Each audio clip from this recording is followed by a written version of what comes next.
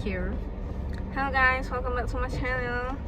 Hari ni kita nak review. Mana? Ni, tak ada.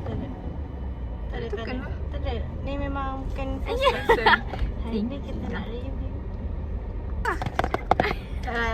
Aku tak panjang. Okay, boleh. Wow. Kata-kata kawan guys. Saya ambil pisang. Moment of truth. Gegar lah pulak.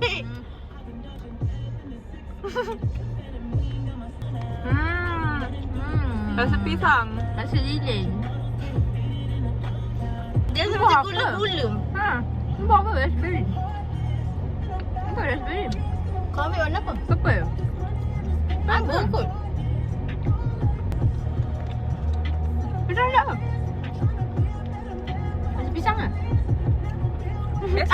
Asal muka kau macam menolak.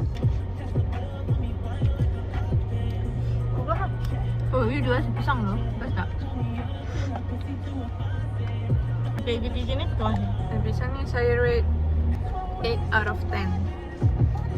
Okay lah, rasa pisang. Sekali. Boleh lah. Banyak lah pula pisang ni. Yang orang ni macam mana nak bahaya? Gigit lah gigit orang. Apa tengah aku ketar-ketar ni? Wah, Parkinson. Untuk harga RM40 sebenarnya tak berbaloi. Betul dah sikit. Sebab dia macam coklat je tebal. Penat lah munyah. Aku tak nak order. So, tak suka bising. Bad girl. Bad girl. Cita-cita nak jadi apa orang cakap? Influencer. Tapi tu lah. Tapi tak cukup cantik nak jadi influencer. Tak ada engagement. Bukan lah, kita orang terlalu cantik jadi influencer kan. Tapi terlalu kacip. Ya, terlalu kacip. Dia suruh kita tak betul. Oh, tengok. Sensor.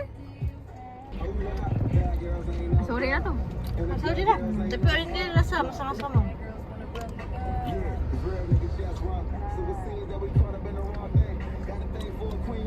Nak kulit je. Nak kulit je je. Strawberry dia sedap.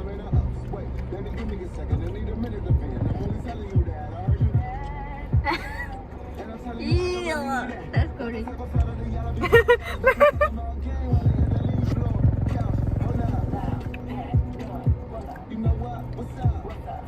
Macam mainan je. Ya weh, macam mana? Dah makan mainan.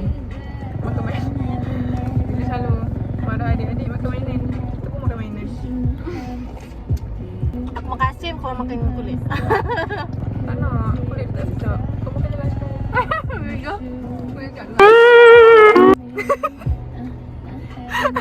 Apa? Dia dah masak.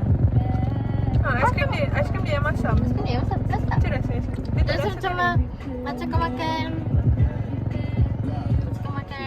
air tapi kata pistol.